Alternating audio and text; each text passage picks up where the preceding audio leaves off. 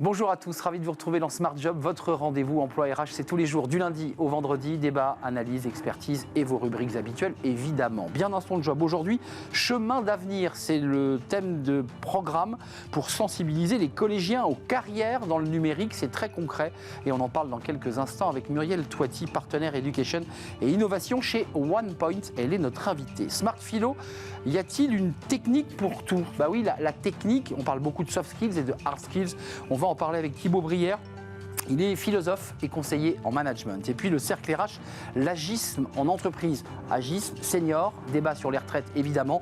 On va en parler avec deux expertes de ce sujet. Comment permettre aux seniors, femmes et hommes, de pouvoir poursuivre le plus longtemps possible leur carrière tout en s'épanouissant. Et puis dans Fenêtre sur l'emploi, pour terminer notre émission, le baromètre des DRH, la place du télétravail. C'est un sujet finalement dont on parlera de moins en moins. Il s'est institutionnalisé.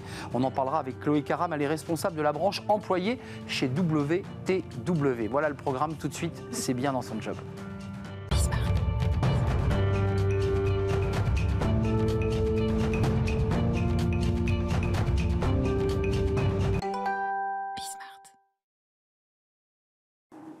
Bien dans son job, parlons du numérique. On en parle beaucoup sur ce plateau, la difficulté de former, de pouvoir accompagner les élèves dès le plus jeune âge.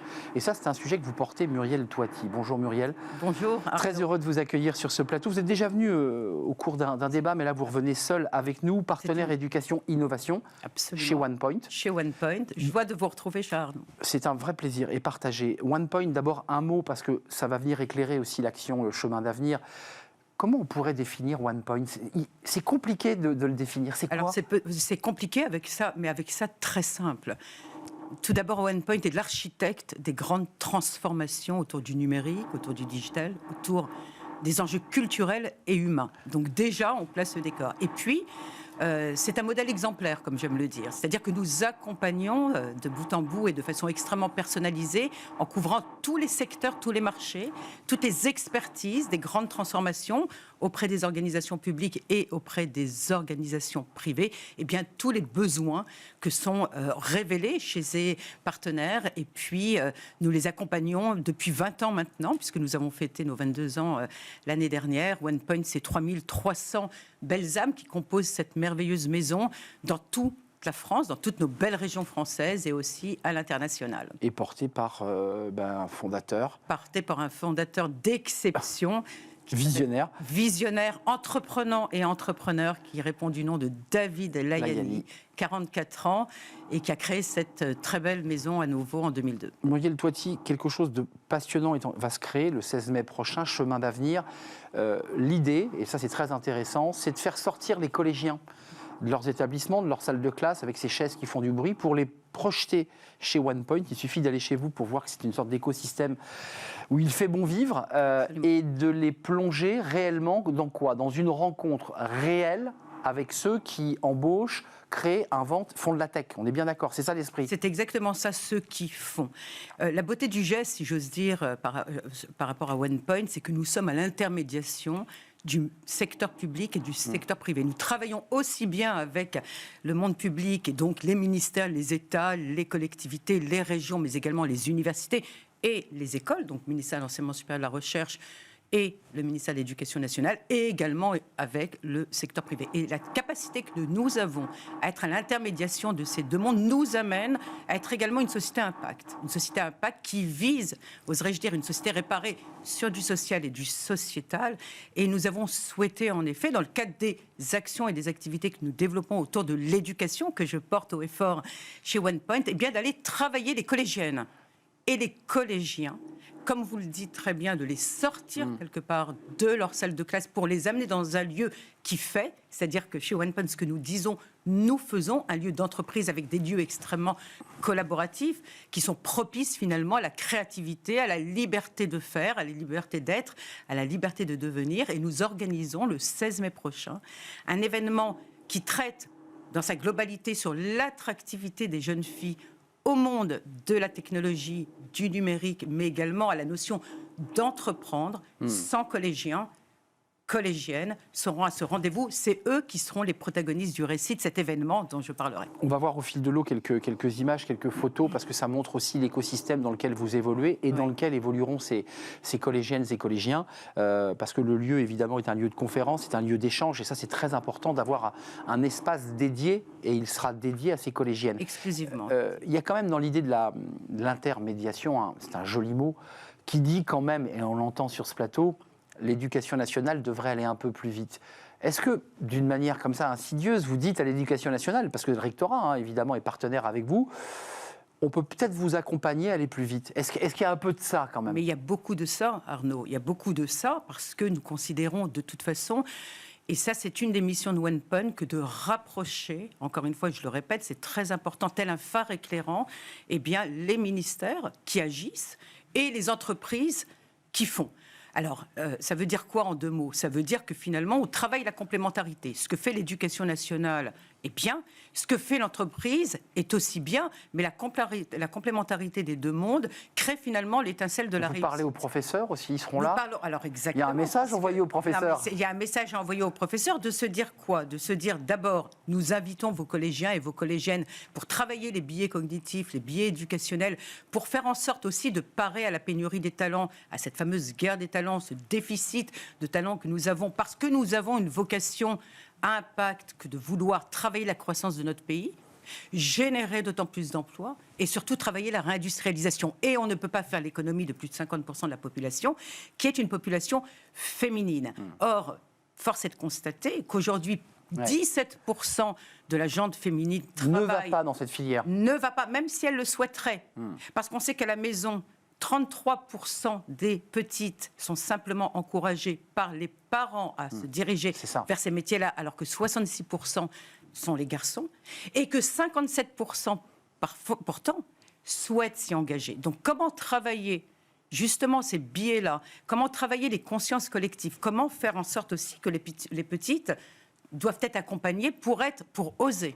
Rassurer, accompagner. Être en confiance, être dans un territoire de liberté psychique, de conditionnement en lien avec la maison, en lien avec l'éducation nationale et en lien avec les entreprises. Et qui mieux que OnePoint pour pouvoir accompagner l'éducation nationale et le rectorat de Paris, effectivement, les collégiennes, les enseignants qui seront présents avec les associations, d'ailleurs de parents d'élèves, mais aussi des associations qui travaillent avec l'éducation nationale, autant d'acteurs et autant de protagonistes qui sont là pour faire en sorte qu'on aille vers une société réparée. Quand même, une rencontre très concrète avec des entrepreneurs, des dirigeants, et puis des débats. Ils vont repartir plus intelligents parce que Cédric Villani, Edith Cresson, Sarah Ellery, pour ne citer que, Florence Bio, Alexis Kaufmann, sur des tables rondes assez courtes, très dynamiques, pour aussi, j'allais dire, voilà, ils vont repartir aussi avec un bagage, avec une connaissance. Ils vont partir avec même plus que ça. Petit 1, nous avons souhaité faire en sorte que cet événement baptisé Chemin d'avenir,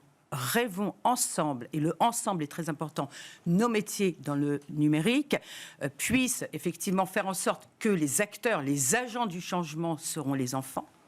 Mais nous avons souhaité également travailler avec des institutionnels. La première partie de cet événement, Arnaud, et ça c'est très important, à l'instar de la fresque du climat, sera la fresque, ce que j'ai baptisé, j'y tiens beaucoup, l'équilibre harmonieux. Parce qu'on considère qu'une société réparée, qui va vers le haut, qui travaille le social, le sociétal et une économie accélérée, ne peut faire l'impasse de l'équilibre. Et l'équilibre, c'est la différence, c'est l'acceptation de la différence et donc la complémentarité. Mais un équilibre qui vaut la peine ne peut exister que s'il est harmonieux. Donc cette fresque de l'équilibre harmonieux sera un jeu. Nous sommes avec des collégiens et des collégiennes. Un jeu de cartes, exactement, soyons ludiques, qui va venir déconstruire, encore une fois, des biais cognitifs, qui va venir reconstruire une narration qui sera propre à ces collégiens. On va leur faire poser des questions et eux-mêmes arriveront aux réponses. Juste avant de nous quitter, Muriel Toiti, je sais que ça vous tient très à cœur parce que vous portez un bagage 20 ans en Israël. Vous avez aussi piloté cet écosystème autour de la tech et on sait qu'Israël est un pays en pointe sur ces sujets. Qu'est-ce que vous apportez de cette expérience de 20 ans en Israël et qu'est-ce que vous aimeriez que la France récupère de tout cela, de cette expérience qui vous a construit? Absolument. 20 ans en Israël. Moi, je dis toujours, pour schématiser, et prenez-moi au 5e degré, que le seul risque que nous avons en Israël, c'est de mourir. Donc, tous les risques sont bons à prendre. Tous les risques sont bons à prendre. Autrement dit, l'échec doit être considéré comme une valeur positive. Donc le seul sujet qui est à ramener sur notre écosystème en France pour travailler la croissance, une société sereine et équilibrée, c'est travailler ce qu'on appelle les compétences douces, autrement dit l'audace, la combativité, le fait de ne pas avoir peur, de prendre des risques, se dire que si on échoue, ce n'est pas grave parce qu'on conscientise l'échec et qu'on sait que et on reconstruit dessus. Peut être transformé en réussite. Donc, oser devenir. La tech est universelle. Elle n'est pas genrée, elle est encore moins sexuée. Elle appartient à tout le monde. En Israël, elle est partagée, les femmes sont impliquées. 48% des femmes sont aux commandes de la tech et sont aux commandes de la recherche israélienne. Aux commandes, Absolument, aux commandes. Il faut savoir aussi que c'est un petit pays, que la seule façon de s'autosuffire en Israël, c'est l'innovation et la tech. C'est pas anodin si on appelle ce pays la Startup Nation. La France doit être un pays d'industrialisation. On l'a été, on doit le redevenir. Les femmes ont un rôle à jouer majeur dans la complémentarité avec les hommes. Voilà le chemin d'avenir, voilà le chemin d'avenir que OnePoint propose et nous serons là pour amener aussi des livrables et je clôturerai peut-être avec cela parce que l'idée ce n'est pas de faire un événement. Simplement, ce n'est pas un one-shot comme on dit. Il va y avoir des livrables de tout ce qui va se passer pendant cette journée, la fraise de l'équipe harmonieux, les tables rondes, et on mesurera ces livrables qui seront dispatchés dans tout le territoire en France, et on refera cela l'année prochaine pour voir où on a progressé et où on doit encore accélérer. Un début de tableau de bord pour voir l'évolution à travers cet événement important le 16 mai prochain. Merci Muriel Toiti d'être venue nous éclairer et nous faire partager aussi vos convictions, partenaire éducation innovation chez OnePoint. Merci de nous avoir rendu visite. Merci mille fois. On tourne une page, on fait de la philo, on va parler de technique. Ouais. Est-ce que tout est technique? Ça, c'est un vrai sujet puisqu'on évoquait les compétences douces il y a un instant. On en parle avec Thibaut Brière, c'est Smart Philo.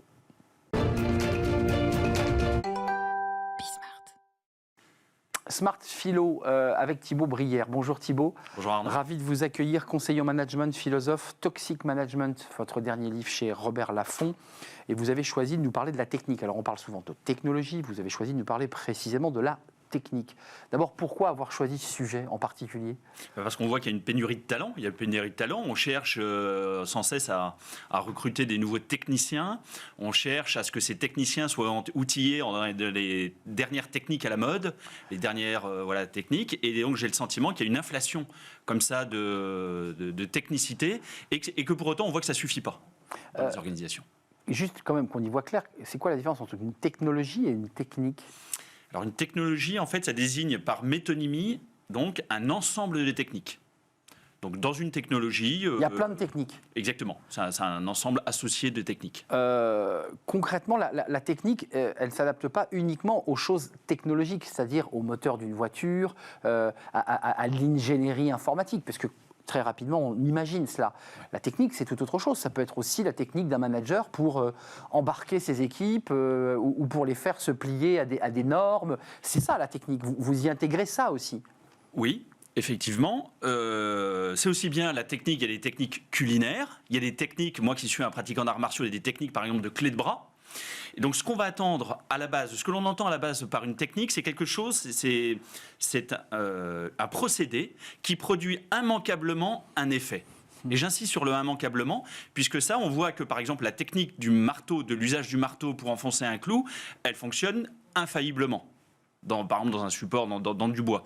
En revanche, des dites techniques, des techniques de communication, des techniques de management, des techniques de gestion du personnel, eh bien, elles n'ont pas la même infaillibilité.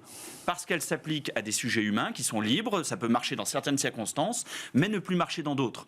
Et donc là, il faut faire attention, en tout cas, quand on emploie le mot technique, à savoir précisément de quoi on parle, pour ne pas se laisser abuser, à savoir que lorsque vous allez dans une formation et un expert vous enseigne une technique, par exemple, de management ou relationnel, ou une technique de communication, ça n'a pas une infaillibilité. Et ça demandera toujours à être contextualisé. Adapté, effectivement. Mais pourquoi on cherche, Thibaut, autant à voir ou à chercher des techniques? C'est quoi l'intérêt de tout cela, in fine? Parce que c'est rassurant. C'est rassurant de pouvoir se dire, je vais me raccrocher à une technique dont je crois Et donc on projette dessus en fait des croyances. Je crois qu'elle va fonctionner infailliblement, en tout cas c'est ce que disent les meilleurs. Donc il y a un effet rassurant. Deuxièmement, ça permet de se couvrir. Comme les procédures, les normes dans une organisation, on pourra toujours dire « Ah oui, mais j'ai utilisé la technique référencée, certifiée par tel organisme ou par tel formateur, etc. » On parlait tout à l'heure de la technique de l'oralité. Vous dites, c'est pas comme le clou, on a bien compris. L'humain, évidemment, tout le monde est différent. Il y a un danger à maîtriser cette technique. Je pense à un manager qui serait coaché, accompagné. Est-ce que ça ne produirait pas finalement l'effet inverse? Est-ce que celui qui regarde ce manager, aussi éloquent soit-il, se dit, mais en fait, tout ça sonne faux. Il a les techniques, mais j'y crois pas. Alors je vais vous répondre naturellement oui, Arnaud, et je vais vous dire pourquoi. Mais d'abord, il faut d'abord dire que ces techniques, elles sont d'abord utiles. Il est utile de pouvoir effectivement se laisser enseigner des techniques, de pouvoir utiliser les techniques. On est d'accord. Mais ce qui est important, c'est d'en rester libre et de, à chaque fois, les contextualiser. Parfois, il faut les utiliser. Parfois, il faut surtout ne pas les utiliser. Le principal inconvénient, effectivement, lorsque l'on a en face de soi, par exemple, un manager qui utilise des techniques de communication, des techniques de management, c'est qu'on ne sait jamais du coup à qui on a affaire. Lorsqu'il vous parle, est-ce que c'est vraiment lui qui parle ou est-ce que c'est quelqu'un d'autre à travers lui? Est-ce que lorsqu'il vous dit quelque chose, il ne fait que relayer par exemple le message de la direction? Est-ce qu'il est simplement en train d'utiliser des techniques de persuasion que lui aurait enseigné tel ou tel coach ou expert? Ou est-ce qu'il est naturel? Et du coup, ça mine la confiance interindividuelle, puisque je ne sais jamais si vous êtes authentique dans votre pratique. Juste un petit mot, là, je me tourne vers le philosophe et pas le conseiller en management, mais on a appelé ça chez les philosophes les sophistes, c'est-à-dire ceux qui maîtrisaient la parole, mais qui n'utilisaient pas, je dirais, pour le dire simplement, à bon escient. Le sophisme, c'est une forme de mensonge ou de dissimulation grâce à la parole. Est-ce que je m'approche de la... Oui, vous approchez, Arnaud, de la réalité. En tout cas, c'est une artificialisation de la parole. C'est-à-dire qu'en fait, on a un rapport purement instrumental à la parole. Effectivement, les sophistes enseignent des techniques de persuasion. Comment, par exemple, feindre l'émotion, comment, avec un raisonnement éventuellement spécieux, en tout cas, être convaincant, etc. Donc ça, c'est le propre des sophistes, oui. Et c'est dangereux ou pas? Parce que quand vous dites ça, j'ai l'impression de voir ce qu'on apprend en technique commerciale ou dans certaines écoles où ce sont finalement les mêmes techniques issues de l'Antiquité qu'on a transposées à des méthodes commerciales. Alors c'est performant, mais simplement dans un cadre. C'est-à-dire que ce ne sont que des moyens.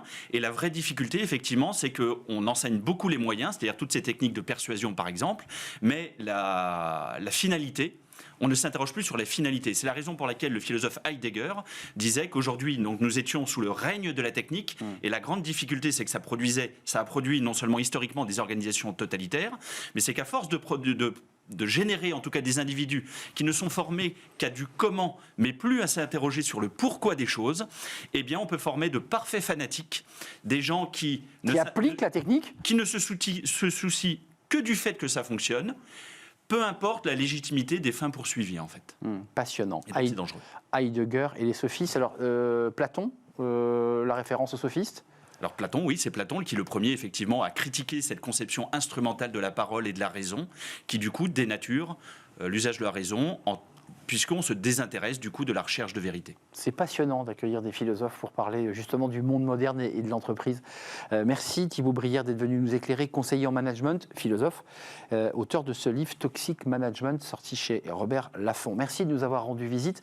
On fait une courte pause, on va s'intéresser dans le cercle RH à l'agisme, évidemment qui renvoie au mot senior. On est senior à 45 ans, 50 ans. Comment continuer à poursuivre sa carrière dignement et en s'épanouissant, parce que c'est tout l'enjeu évidemment, sans être éliminé du monde du travail trop tôt. On va en parler avec nos experts, c'est le cercle RH et c'est le débat juste après la pause.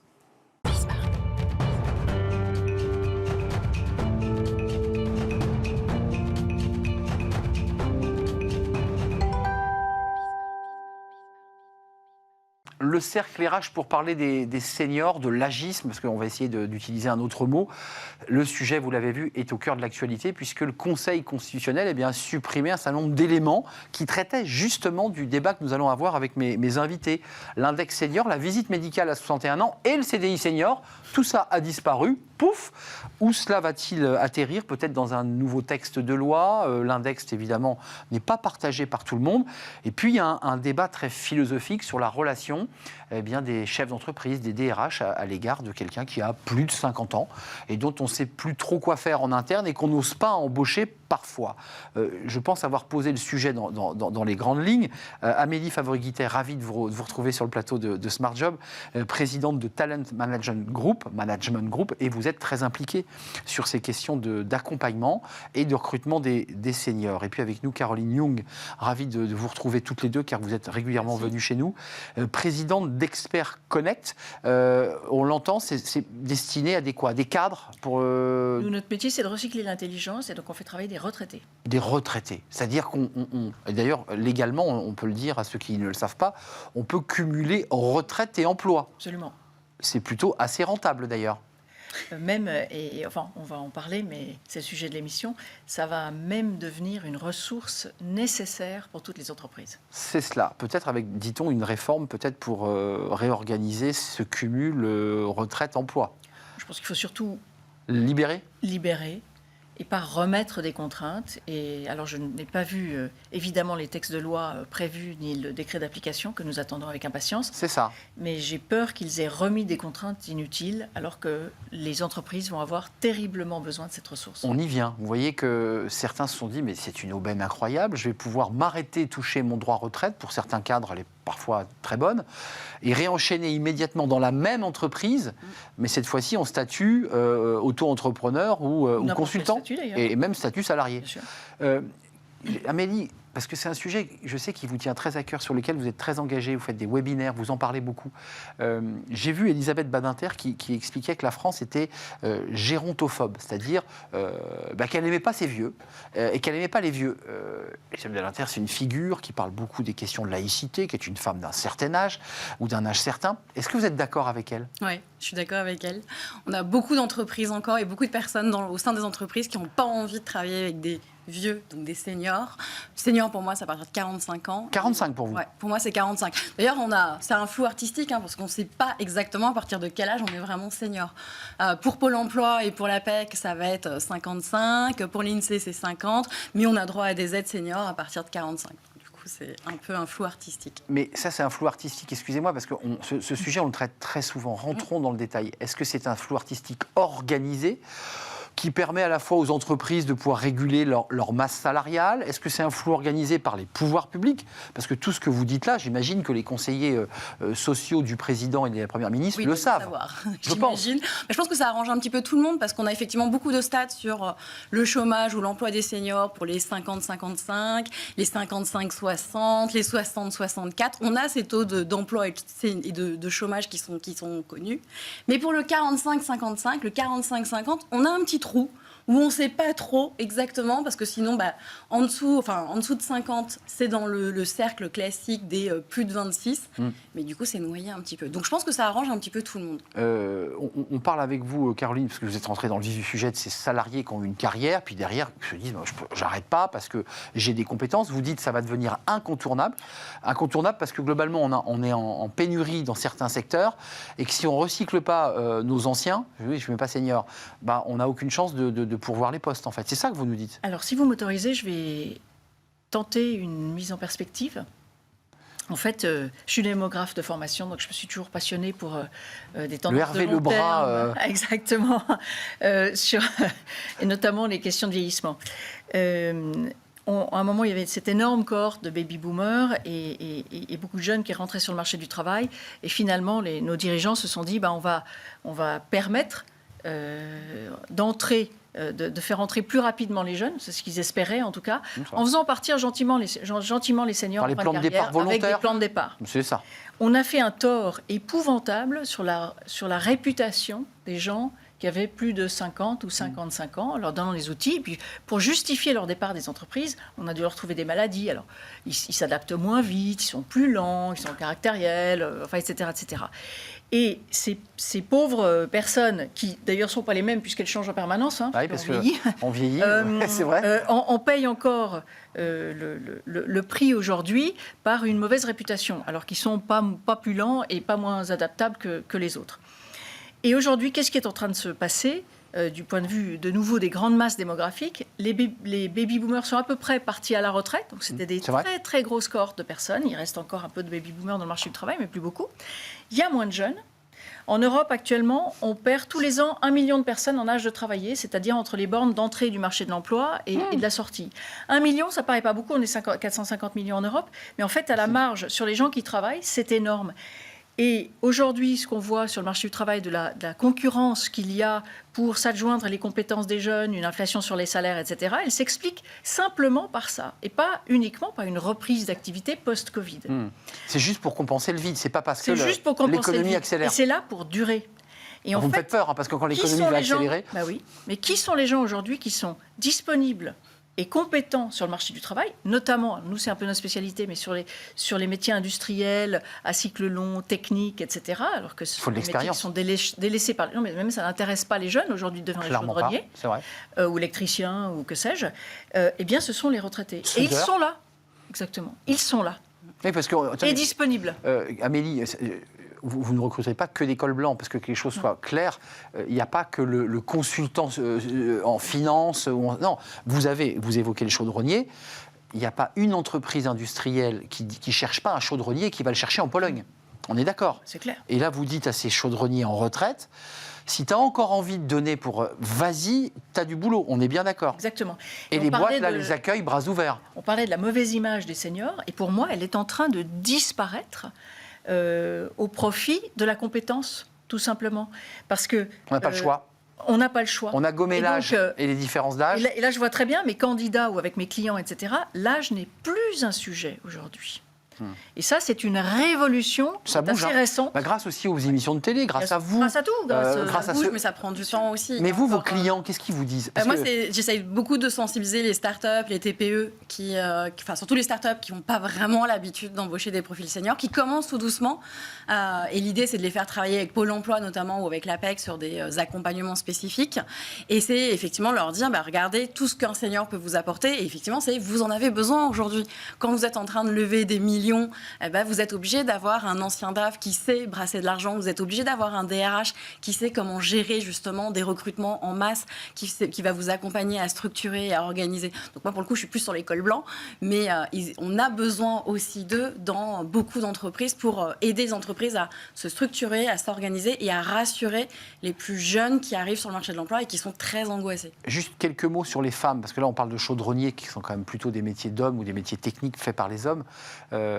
N'en déplaise, mais les femmes sont encore plus victimes lorsqu'elles sont dans cette catégorie d'âge à partir de 50 ans que les hommes. Comment vous l'expliquez? Qu'est-ce qui fait que les femmes sont finalement encore plus discriminées? Parce que aujourd'hui, il y a une discrimination à l'âge. Il y a une discrimination à l'âge, il y a une discrimination au salaire, on est encore là-dessus aussi.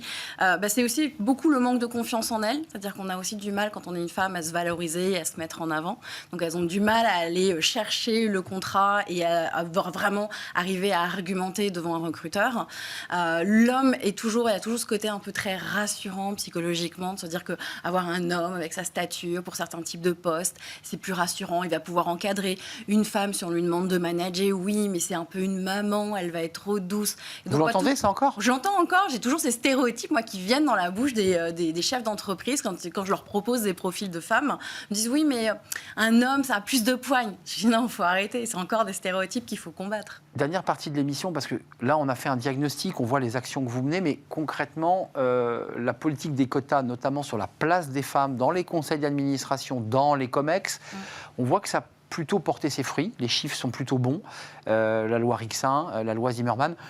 Est-ce qu'il faut, l'index senior posait cette question, il a été supprimé par le Conseil constitutionnel, est-ce qu'il faut imposer des quotas, c'est-à-dire des mesures qui seraient presque des mesures RSE? C'est-à-dire que dans ce qu'on va montrer de son entreprise, il y aura l'égalité homme-femme, il y aura des questions d'inclusion, de handicap, et puis il y aura les questions des seniors. Est-ce que vous y souscrivez? Vous dites le marché va se réguler de lui-même et ça va s'organiser? Alors d'une part, moi, je suis très très méfiante des index. Il y a tellement d'entreprises différentes avec des situations différentes. C'est vrai. Donc il y a des endroits où le senior est pertinent, d'autres il l'est moins, parce que les technologies, parce que des nouveaux métiers, parce que sais-je.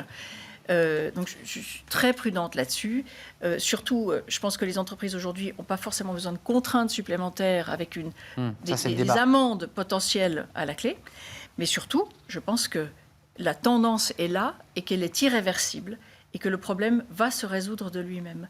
Donc je ne suis pas du tout... Le marché va se réguler, ça va s'organiser de lui-même. Moi, je suis pour un petit coup de pouce.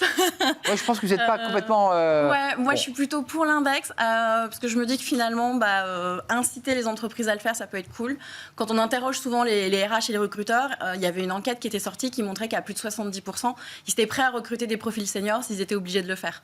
Donc là, je me dis, OK, si vous êtes obligés, vous voulez le faire. Donc si la peur du gendarme. La peur du gendarme va faire bouger. Et en fait, on le voit dans les recruteurs quand ils sont en interne dans l'entreprise. Ils ont du mal à s'imposer face au manager. Et donc, en fait, quand le manager dit, faut juste me remplacer Micheline par Trucmuche, mais tu prends à peu près le même profil, donc en gros, plus jeune, machin. Ouais. Ils vont pas dire, oui, mais j'ai un profil qui est bien, qui est capé. Non, tu me recrutes la même chose, t'emmerdes pas. Et en fait, ils n'arrivent pas du tout à s'imposer, même si la plupart des RH et des recruteurs sont persuadés qu'un profil senior est capable de faire le job et peut apporter beaucoup de choses, ils n'osent pas le faire. Attendez, Amélie, ça serait cool. Vous nous dites quand même, là c'est de la sociologie très fine de l'entreprise, c'est que le manager peut aussi, d'une certaine manière, avoir peur du senior. Bien sûr. Parce qu'il peut être challengé sur ses compétences. Il peut être managé sur ses compétences. C'est aussi des fois un problème de relationnel. Moi, très souvent, quand j'ai un manager, il me dit « Mais oui, mais comment je vais faire pour le recadrer s'il est plus âgé que moi ? Je vais avoir l'impression de recadrer mon père. » Alors non, ce n'est pas ton père. Tu as une autorité sur lui. Voilà. Et donc, on a plein de mécanismes qu'il faut arriver à casser pour le rassurer souvent le manager en disant « Mais cette personne que tu recrutes, elle va t'écouter, elle va te respecter et elle va aussi t'apporter des choses. » Et Caroline Young, un mot sur les... Parce qu'un des arguments, il y a très longtemps, mais qui perdure, c'est le senior me coûte cher. Ça, on ne l'a pas encore évoqué, parce que le senior est trop lent, le senior a plein de défauts, mais puis en plus, il va me coûter cher. Vos seniors, là, vos retraités qui re-rentrent dans la vie active, ils sont mieux payés. Comment ils négocient le salaire ? Parce que eux, ils bénéficient de leur retraite, ils ont leur droit à retraite, mais en plus, ils ont le levier pour dire, écoutez, non, là, je suis désolé, avec mes compétences, j'y vais pas. Parce que c'est des métiers sous tension, là, dont vous parlez. Alors nous, il a fallu trouver un prix pour le retraité. Quand on a démarré il y a 20 ans... Le retraité a un prix. Et oui, parce que quand on a démarré il y a 20 ans, on nous disait, il est à la retraite, il touche une pension, on a besoin en plus de le payer, quoi. Oui. Même pour des compétences rares. Oui. Voilà. Non, mais il y a cette tentation de se dire, écoutez, et vous avez déjà vos droits à retraite. Ils ont tous un copain qui gagne 2 000 € par jour. Bon, le monde est ainsi fait que la vérité est probablement entre les deux. 1000, c'est pas mal déjà. Voilà. Donc nous, on rémunère nos experts, on n'appelle pas retraités, parce qu'ils ont de l'expérience à partager. Ouais, on rémunère nos experts à la hauteur de leur dernier coût pour l'entreprise, c'est-à-dire qu'ils vont toucher la même chose qu'avant, à la journée. Donc en échange d'un tarif qui, pour du conseil ou de la prestation de service, est très modeste, ils ont la flexibilité qu'ils offrent et la compétence. Donc voilà, nous, on a pensé que ce point d'équilibre était pertinent. Juste un petit mot sur les retraites, puisque vous avez vu qu'on est quand même toujours dans le débat des retraites, on n'en sort pas. Je dis une bêtise, j'en suis pas sûr, on ne cotise plus. Une fois qu'on a soldé ses droits à retraite et qu'on retravaille derrière, tout ce qu'on fait, parce qu'il y a des cotisations, elles sont basculées sur quelque chose, mais qui n'est pas ma répartition à moi. Ça va ailleurs. Justement, le texte... On travaille pour les autres, là. Le texte, et une des réformes qui était l'objectif de la loi, c'était de permettre aux gens, puisqu'ils payaient des cotisations sociales... Et ça sociales, réglerait le problème. D'augmenter les droits. Bon, je fais l'impasse sur la complexité du système pour ajouter 2 € par mois aux retraités qui reprennent une activité. Mais ce que j'ai lu, mais de nouveau, nous n'avons pas les décrets d'application, c'est que ça ne changera pas la retraite de base, ça pourrait améliorer les complémentaires. Et alors là, je trouve que l'objectif, du coup, qui était d'aider les retraités modestes à améliorer leur pension, va être complètement raté. Mais de nouveau, je n'ai pas le contenu exact de la loi. Donc, effectivement, c'est pour ça que je soulève ce sujet, parce qu'il est dans le tuyau et il n'est pas encore sorti officiellement, mais ça veut dire qu'une partie de la cotisation de ce retraité, il cotise à perte. Alors, en ça, de toute façon... On est d'accord. Mais en plus, de nouveau, on ne sait pas quelle sera l'application. Comment ça va s'appliquer. Amélie, un dernier mot. Est-ce que quand même, il y a à la fois un paysage, un verre à moitié vide et à moitié plein dans ce qu'on se raconte, parce qu'il y a quand même des choses qui se passent. Est-ce que vous sentez que les choses bougent dans l'entreprise ou, je repose ma question, il est quand même nécessaire de l'accompagner, au-delà des bonnes volontés de chacune et de chacun, d'éléments un peu plus coercitifs quand même, j'ai le sentiment, ou alors des incitations fiscales. Est-ce qu'il y a plusieurs pistes ? Ça aiderait. Dès lors qu'on touche à l'argent pour une entreprise, c'est quand même très incitatif. Un jeune, une solution, et l'apprentissage avec une aide de 6 000 € pour l'apprenti. Voilà. On se dit, j'embauche. Mais alors là, vous n'êtes pas non plus. Non, mais il y a eu des tentatives, le binôme senior-junior, Exact. il y a quelques années, qui a été un échec. Ça n'a pas marché. Le CDI senior, je pense que c'était une catastrophe. Qui était revenu dans le texte des retraites.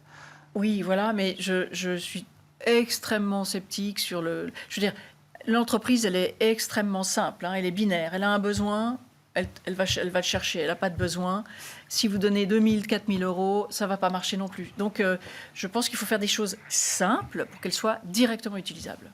Merci à vous, mesdames, d'être venues sur le plateau. C'est un sujet qui avance et sur lequel, j'en suis sûr, parce qu'il a été supprimé par le Conseil constitue, le gouvernement va devoir faire des propositions. La NDRH fait des propositions concrètes. Il y a un travail sur la fiscalité, sur un accompagnement du chef d'entreprise qui recrute. Mais vous avez raison, un entrepreneur ne recrute que s'il a des besoins et pas uniquement parce qu'il a une aide fiscale. C'est ce que vous vouliez nous dire. En tout cas, c'est la logique d'Expert Connect. Merci Caroline Young d'être venue nous rendre visite, présidente d'Expert Connect.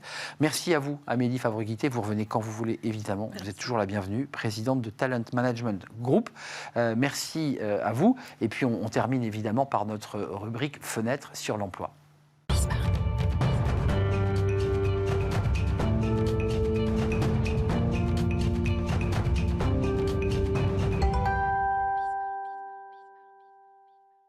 Fenêtre sur l'emploi pour parler du télétravail. On en parle beaucoup sur ce plateau avec beaucoup d'études évidemment et aujourd'hui un baromètre, le baromètre des DRH est développé et présenté par Chloé Caram. Bonjour Chloé, ravi de vous accueillir. Responsable de la branche employée chez WTW. D'abord un petit mot sur cette belle entreprise de conseil. Vous faites du conseil, on est bien d'accord? Tout à fait, on fait du conseil et cette branche s'apparente au conseil en ressources humaines. L'entreprise fait aussi du conseil en risque et en finance. Mais là, c'est les ressources humaines qui vont nous intéresser aujourd'hui. Parlons des ressources humaines. Alors, baromètre que vous republiez, là, qui est tout frais. D'abord, il en sort un élément, alors, je dirais d'une manière intuitive, on avait, mais là, qui est vraiment fixé dans les chiffres. Le télétravail, il s'est institutionnalisé. Voilà, on n'en parle plus. Il est là. Il fait partie du quotidien des salariés. C'est bien ça l'enseignement de l'étude. Tout à fait. C'est l'un des enseignements principaux de l'étude. Ce sujet ne fait plus débat. La quasi-totalité des entreprises ont des principes de fonctionnement liés au télétravail. Aujourd'hui, 94% sont dans cette tendance. On va voir les chiffres politiques du télétravail en France, puisque vous êtes un groupe international, on l'aura compris. 94% des entreprises ont un dispositif qui encadre le télétravail, un accord de télétravail. 54% des entreprises ont défini leurs principes en 2020. Très intéressant, parce qu'évidemment, crise Covid. Et 40% des entreprises ont défini leurs principes en 2021-2022. Ces deux derniers chiffres sont intéressants parce qu'il y a ceux qui se sont dit on n'a pas le choix, il faut vite agir par leurs activités.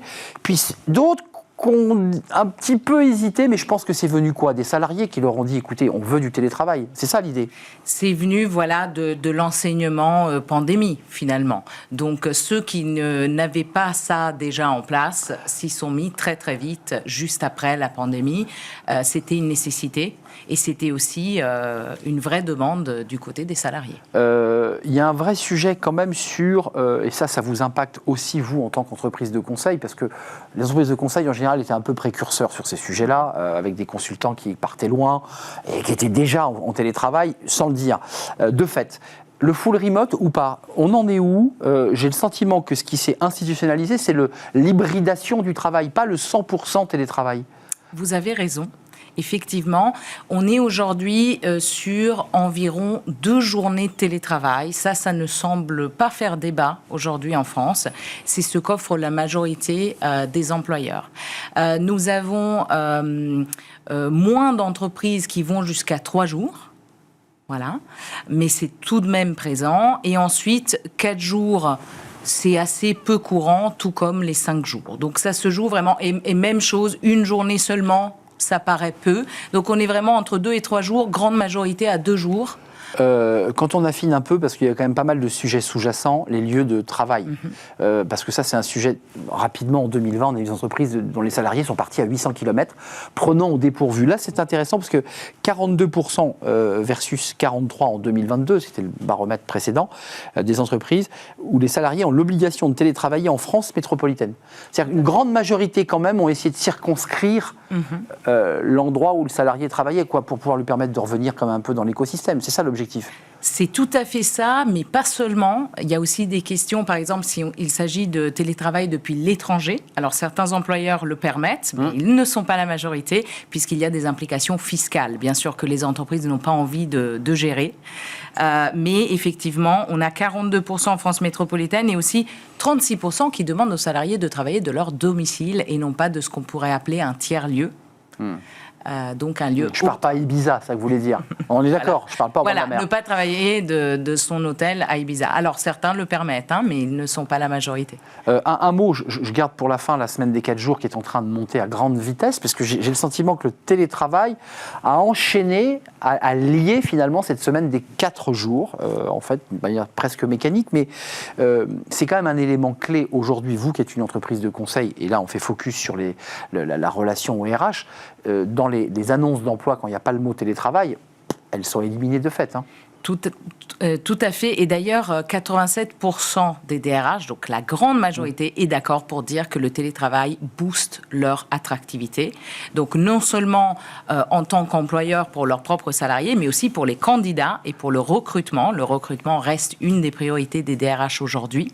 Et donc, comme vous le disiez, sans télétravail, difficile de recruter. Alors, le revers de la médaille, comme on dit ici en France, c'est qu'il y a quand même 87% des DRH qui considèrent que le télétravail n'apporte rien à la collaboration, lien social, esprit d'équipe, innovation collective. C'est-à-dire qu'au moment où on veut être attractif et on met du télétravail, le DRH sait au même moment que ça va un peu distendre les liens dans l'entreprise. Il est un peu pris au piège, notre DRH, là.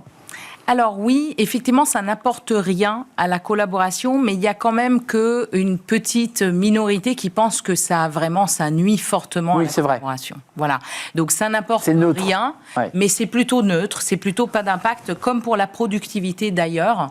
On a 68% qui disent que ça n'a pas d'impact sur la productivité, et un bon tiers quand même qui pense que ça a boosté la productivité, notamment par rapport au temps de transport qui est économisé. Oui, et puis la disponibilité de cerveau non pollué par le collègue, le téléphone, on est chez soi ou dans un tiers-lieu. Un mot quand même avant de nous quitter, parce que la semaine des 4 jours, vous allez l'examiner, vous avez commencé à traiter ce sujet ou pas? Alors oui, effectivement, c'était l'une de nos questions, et ce qu'il en ressort, c'est que ce sujet fait encore débat, dans le sens où la grande majorité ne l'a pas encore mis en place. Très peu sont incertains, et la majorité des employeurs aujourd'hui ne l'a pas du tout dans son agenda. Donc c'est encore un sujet très médiatisé qui est en train de faire débat et qui va peut-être faire bouger les lignes pour notre prochaine enquête. Qui n'a pas encore totalement irrigué, même si c'est un sujet de réflexion qui commence à impacter évidemment nous, les journalistes, de plus les en sociologues. plus présent dans les médias, notamment. Merci Chloé Caram d'être venue nous rendre visite. Vous travaillez depuis Lausanne, si je ne m'abuse. Donc, tout à fait. Merci d'avoir fait ce grand détour pour venir sur le plateau de Smart Job, responsable de la branche employée chez WTW. Merci, c'était un vrai plaisir de vous accueillir. L'émission est terminée. Merci à toute l'équipe qui m'a accompagné, évidemment. Mani à la réalisation. Je remercie Thibaut pour le son et merci à l'équipe de programmation, évidemment. Nicolas Juchat et Alexis qui nous accompagnaient aujourd'hui. Merci à vous, merci pour votre fidélité. Je vous dis à demain. Bye bye.